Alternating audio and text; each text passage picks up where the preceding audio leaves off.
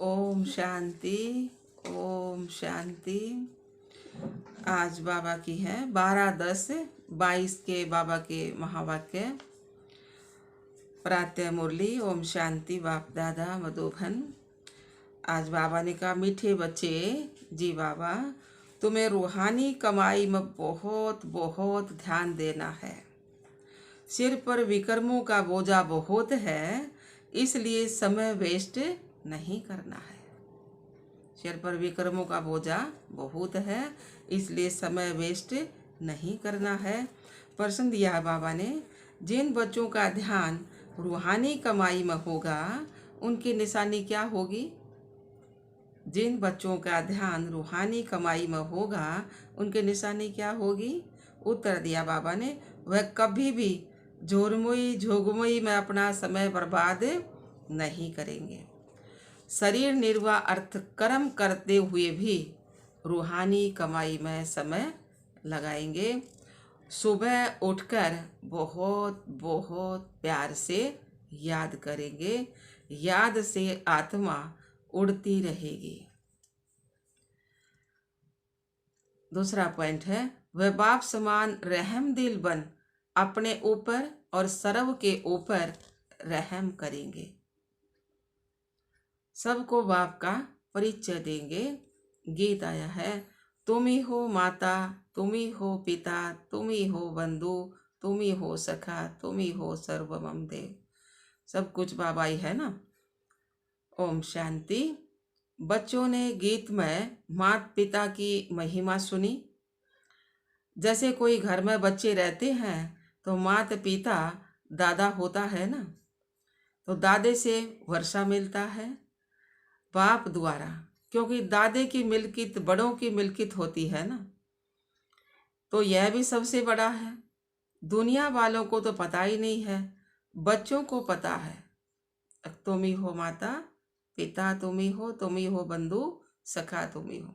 तो ये दादे के लिए शब्द है, तो उनका परिचय देना पड़े, चाहे सम्मुख हो, चाहे चित्रों द्वारा, चाहे प्रोजेक्टर द्वारा, तो दादे का परिचय देना बहुत जरूरी है। जिस्मानी दादा साकार दादा होता है, जिस्मानी दादा तो साकार होता है।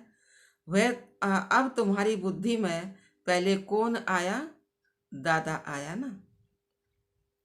भले प्रोजेक्टर द्वारा समझाओ तो वह भी नंबरवार चित्र दिखाना है।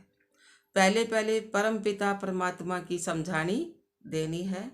तो परम पिता परमात्मा से तुम्हारा क्या संबंध है? और फिर प्रजापिता ब्रह्मा से क्या संबंध है? तो पहले पहले शिव का चित्र दिखाना चाहिए और फिर लिखित। जो प्रदर्शनी पर समझाते हैं वह मैगजीन भी बनाते हैं, तो पहले पहले मैगजीन भी बनाते हैं, तो पहले पहले परिचय देना है। गीता में लिखा हुआ है ना भगवानुवाच, तो पहले भगवान का परिचय देना चाहिए। और तुम सबकी बुद्धि चली गई है ऊपर, तो सबसे ऊंचा कौन है? परमपिता परमात्मा निराकार शिव बाबा, फिर ब्रह्मा विष्णु शंकर, फिर यहाँ आओ तो जैसे घर में माता पिता और दादा बैठे होते हैं, तो वह हद का और यह है बेहद का। चित्र सहित सारी लिखित होनी चाहिए। फर्क भी बताना चाहिए कि अनेक मनुष्य हठयोग सिखाने आते हैं, अनेक मनुष्य हठयोग सिखाते आए हैं, और एक परमात्मा ही राजयोग सिखाते हैं, जिससे मुक्ति जीवन मुक्ति मिल रही है। यहाँ है एक निराकार परम पिता परमात्मा शिव भगवानुवाच की बात। जैसे लौकिक माँ बाप दादा बच्चों की बुद्धि में याद पड़ते हैं ना, तो हूबहू तुम्हारी बुद्धि में भी ऐसे है। यह सिर्फ पारलौकिक है और वह है लौकिक। तुमको निश्चय है कि यह शिव बाबा है, हमारा बाप है, तो उनको याद करना चाहिए ना, परंतु बच्चे भूल जाते हैं। तुमको निश्चय है कि यह शिव बाबा है, वह हमारा बाप है, तो उनको याद करना चाहिए। परंतु बच्चे भूल जाते हैं, टाइम बहुत वेस्ट करते हैं। वेस्ट टाइम नहीं करना चाहिए, क्योंकि विक्रमों का बोझा सिर पर बहुत है। आत्मा में खाद पड़ गई है तो लिखना चाहिए कि परमात्मा कौन है। परमात्मा के चित्र और श्री कृष्ण के चित्र पर घड़ी घड़ी समझाना चाहिए। स्वर्ग और नरक के गोले बड़े अच्छे मशहूर हैं। नरक के गोले पर लिख देना चाहिए कि यह राउंड राज्य, राम राज्य न, यह राउंड राज्य भ्रष्टाचारी दुनिया। और स्वर्ग के गोले पर लिखो कि यह है श्रेष्ठाचारी दुनिया। तो टाइम लिखना चाहिए, स्वर्ग इतना समय और नरक इतना समय, आधा कल्प स्वर्ग और आधा कल्प नरक। तो देखो, चढ़ती कला उतरती कला का भी चित्र है, क्योंकि उतरती कला में 5000 वर्ष और चढ़ती कला में 1 सेकेंड। तो यह जंप हो गया ना।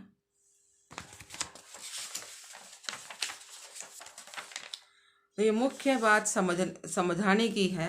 फिर है विराट रूप, तो जिससे ब्राह्मण चोटी ईश्वरीय संप्रदाय है। तो ब्रह्मा मुख द्वारा रचा हुआ तुम्हारा ब्राह्मण कुल मशहूर है, सर्वोत्तम है, सबसे ऊंचा है ना। तो सबको समझाने के लिए यह चित्र बहुत जरूरी है। वैरायटी धर्मों का झाड़ है, वह भी अच्छा है। बच्चों को सौदर्शन चक्रधारी भी बनना है, तो चक्कर का भी ज्ञान देना है कि चक्कर कैसे फिरता है। ब्रह्मा सरस्वती का हीरो हीरोइन का पार्ट कैसे है, तो गोले का चित्र बड़ा होना चाहिए। बहुत है, बहुत में बहुत 1-1.5 घंटा प्रोजेक्टर दिखाना चाहिए, क्योंकि मनुष्य इन बातों में थक जाते हैं। स्टोरी तो कोई नहीं, यह तो ज्ञान की बातें हैं। पहले जब लिखें तब अंदर में आ सके ना। तो दिखाने के लिए टिकट रखना चाहिए, पैसे वाली टिकट नहीं, परंतु एंट्री पास हो। बड़े बड़े आदमियों को तो निमंत्रण देकर बुलाना चाहिए ना, क्योंकि बड़ों बड़ों से ओपिनियन लिखवाना है ना, सारा खुलासा करके लिखवाना है। झुंड के झुंड में कैसे लिखवाएंगे और कैसे दिखाएंगे, क्योंकि समझाना भी है। इसलिए पहले पहले बड़े आदमियों को बुलाकर लिखाना है, फिर जनरल कर देना चाहिए। तो प्रदर्शनी में भी ऐसे, तो प्रोजेक्टर में भी ऐसे, मैगजीन में भी इन अच्छे अच्छे चित्रों को बनाकर साथ साथ समझानी भी लिखो। फिर किसको प्रेजेंट दे देना चाहिए। अब चित्र बना लो पहले तो, और फिर उसको गिफ्ट में दे देना चाहिए। हठयोग और राजयोग का कॉन्ट्रास्ट भी अच्छा लिखना चाहिए। हठयोग और राजयोग। हठयोग तो सन्यासियों का है ना, और ये है राजयोग, तो बाबा का इसका भी अंतर सारा लिखना चाहिए। हठयोग भी एक प्रकार की हिंसा है, उसमें भी शरीर तंग हो है ना, क्योंकि शरीर को कष्ट देते हैं, तकलीफ देते हैं। तुम्हारा यह है अहिंसक योग, जो अति सहज है। चलते फिरते बाप को याद करते रहो। हिंसक और अहिंसक को भी सिद्ध करना है। कई तो शरीर की तंदुरुस्ती के लिए क्रिया करते हैं, वह कोई फिर परमात्मा से नहीं मिलते हैं। हठयोग को भी योग कह देते हैं। योगा आश्रम है ना जगह जगह, तो यह है फिर सहज राजयोग, ईश्वर का सिखाया हुआ योग। तो यह बहुत अच्छी तरह से समझाना चाहिए। जिनका बुद्धि योग सारा दिन जोरमोई झोगमोई में होगा, वह क्या समझा सकेंगे। जिनकी बुद्धि में होगा कि सर्विस करनी है, वह करेंगे। 8 घंटा धंधा किया, फिर यह कमाई करनी चाहिए। वह है जिस्मानी कमाई और यह है रूहानी कमाई। तो इस कमाई में बहुत ध्यान देना चाहिए। योग में बहुत प्रैक्टिस करनी चाहिए। सुबह उठ बाप को बड़े प्यार से याद करना चाहिए। जिनको बाप 1-2 नंबर में रखते वह भी याद नहीं करते। भाषण तो बहुत अच्छा कर लेते हैं परंतु याद में नहीं रहते हैं। आत्मा तो याद से ही उड़ेगी ना, ज्ञान से थोड़े ही उड़ेगी। ध्यान भी याद से ही, बावन का ध्यान में भी याद से ही जाते हैं। तो ज्ञान की तो इसमें कोई बात ही नहीं है। ध्यान तो 1 पाई पैसे की बात हो जाती है ना। बाबा ने बोला ध्यान तो 1 पाई पैसे की बात हो जाती, कईयों को तो फट से श्री कृष्ण का साक्षात्कार हो जाता है। कई बच्चियां लिखती हैं कि बाबा हमने आपको पहचाना है।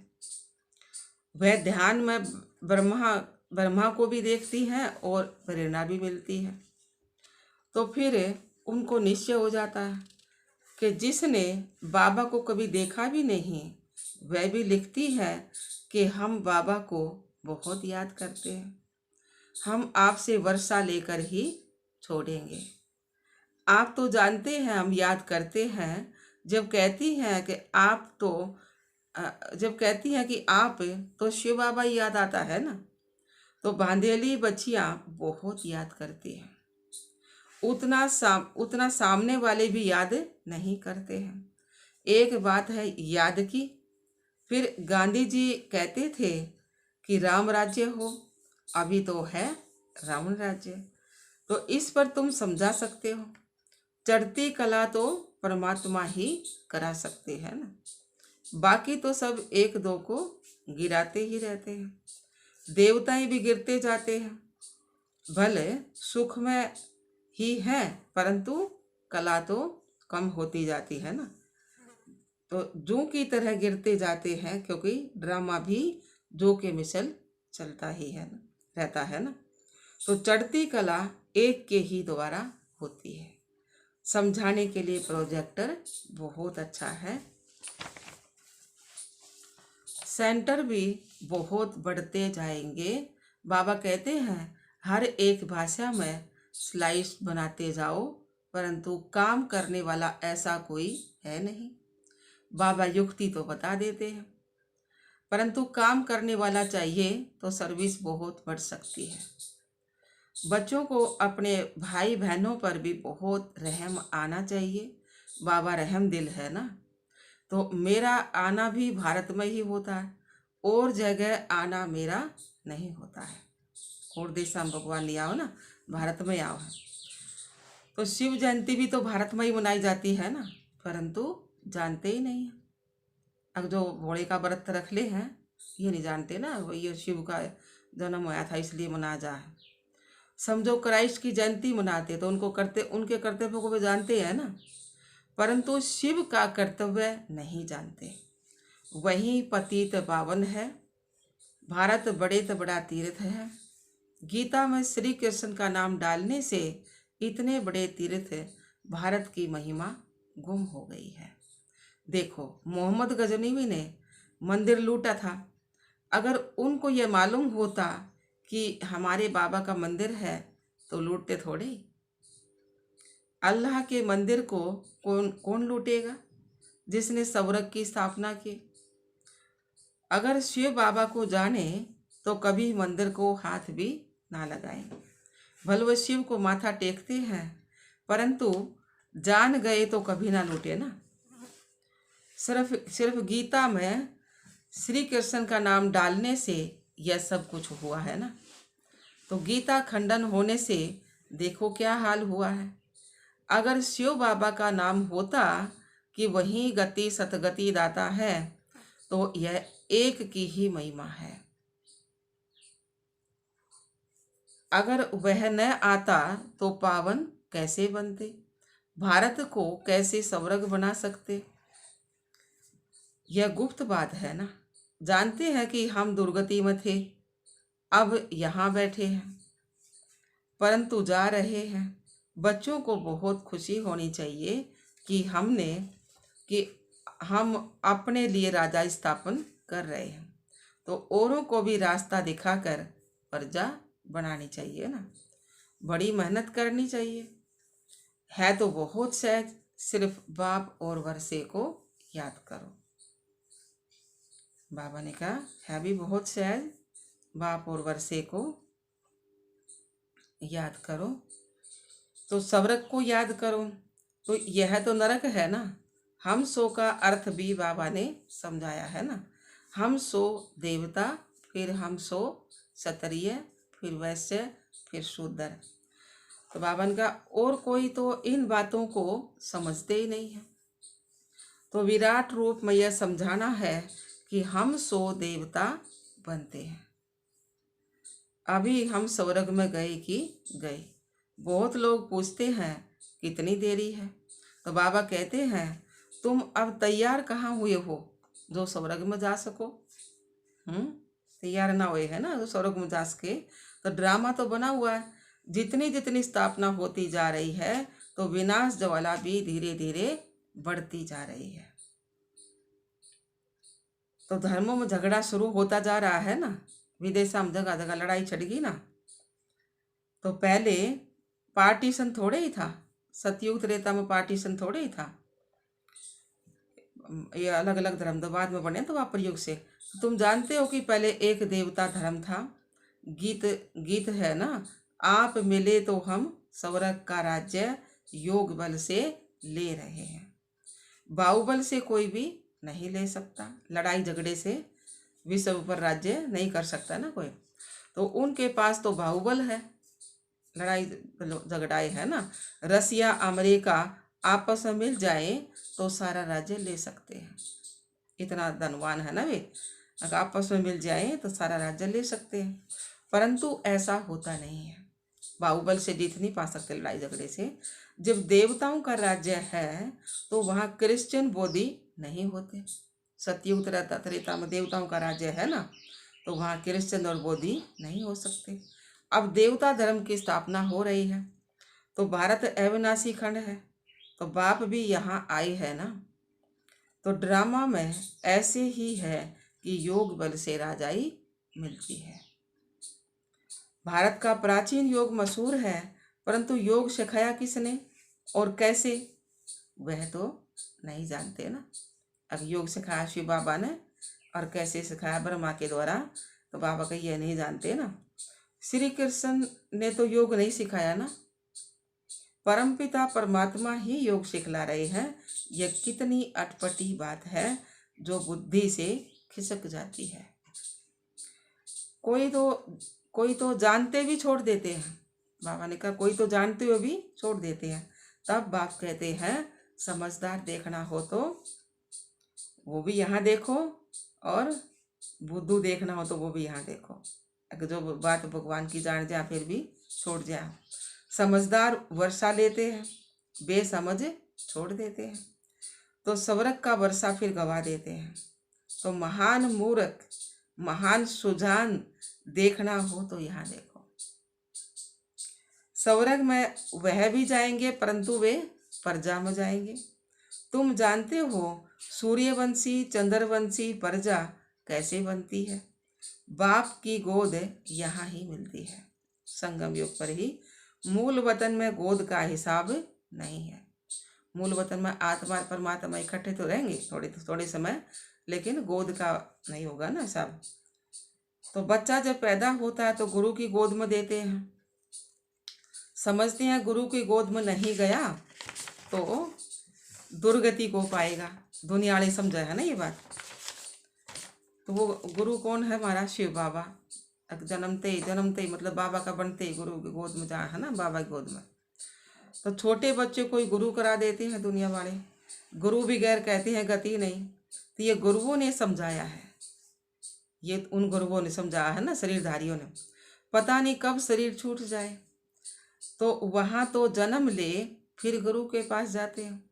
तो यहाँ तीनों कंबाइंड है, बाप टीचर सतगुरु। यह कोई शास्त्रों में लिखा हुआ नहीं है कि वही बाप टीचर गुरु की गोद है। तो बाप ने पूछा शिव बाबा को बाप है। बाप ने पूछा शिव बाबा को बाप है, कहते हैं हाँ। अच्छा शिव बाबा को टीचर है, गुरु है, नहीं। तो शिव बाबा का तो ना तो बाप से, ना टीचर, ना गुरु। वो तो बापा का भी बाप, गुरुआ का भी सतगुरु, और टीचर का भी टीचर से ना होता है। तो बाबा ने कहा, तो बाप बच्चों पर, बच्चे बाप पर बलिहार जाते हैं। लौकिक में बच्चे बाप पर बलिहार नहीं जाते हैं। बाबा ने कहा था ना कि गुरु है नहीं है, तो सिर्फ माँ बाप मिलते हैं, यह गहरा हिसाब है। यह एक दो अक्षर रह गए। अब सिर्फ माँ बाप मिलते हैं, गहरा हिसाब है ना। तो बाप बच्चों पर, बच्चे बाप पर बलिहार जाते हैं। लौकिक में बच्चे बाप पर बलिहार नहीं जाते हैं। बाप जाते हैं तो यह समझने की बात है ना कि बरोबर परमात्मा बाप टीचर सतगुरु है, उनसे ही वर्षा मिलता है। अच्छा जी बाबा, मीठे मीठे सिकला दे बच्चों प्रति माता पिता बाप दादा का याद प्यार और गुड मॉर्निंग। रूहानी बाप के रूहानी बच्चों को नमस्ते। हम रूहानी बच्चों के रूहानी बाप दादा को याद प्यार, गुड मॉर्निंग, नमस्ते नमस्ते नमस्ते जी। हम बाबा के बच्चे सदा रहे हंसते और हंसाते। शुक्रिया मीठे बाप दादा, शुक्रिया बाबा। धारणा के लिए मुख्य सार। पहला पॉइंट है, स्वदर्शन चक्रधारी बनना है। हम ब्राह्मण चोटी है, ईश्वरीय संप्रदाय के हैं, इस नशे में रहना है। स्वदर्शन चक्रधारी बनना है। हम ब्राह्मण चोटी हैं, ईश्वरीय संप्रदाय के हैं, इस नशे में रहना है। दूसरा पॉइंट है, अपना समय बाप की याद में सफल करना है। रूहानी सर्विस में बिजी रहना है। बाप पर पूरा पूरा बलिहार जाना है। वरदान दिया बाबा ने, एकर स्थिति के आसन पर मन बुद्धि को बिठाने वाले सच्चे तपस्वी भव। एकर स्थिति के आसन पर मन बुद्धि को बिठाने वाले सच्चे तपस्वी भव। तपस्वी सदा, सार में कहा बाबा ने, तपस्वी सदा आसनधारी होते हैं। वे कोई न कोई आसन पर बैठकर तपस्या करते हैं। आप तपस्वी बच्चों का आसन कौन सा है? एक कर स्थिति, फरिश्ता स्थिति। तो इन्हीं श्रेष्ठ स्थितियों के आसन पर स्थित होकर तपस्या करो। जैसे स्थूल आसन पर शरीर बैठता है, ऐसे श्रेष्ठ स्थिति के आसन पर मन बुद्धि को बिठा दो और जितना समय चाहो, जब चाहो आसन पर बैठ जाओ। तो इस समय श्रेष्ठ स्थिति के आसन पर बैठने वालों को भविष्य में राज्य का सिंहासन प्राप्त होता है। स्लोगन दिया बाबा ने, दूसरों के विचारों को अपने विचारों से मिलाकर सर्व को सम्मान देना ही माननीय बनने का साधन है। दूसरों के विचारों को अपने विचारों से मिलाकर सर्व को सम्मान देना ही माननीय बनने का साधन है। अच्छा, ओम शांति।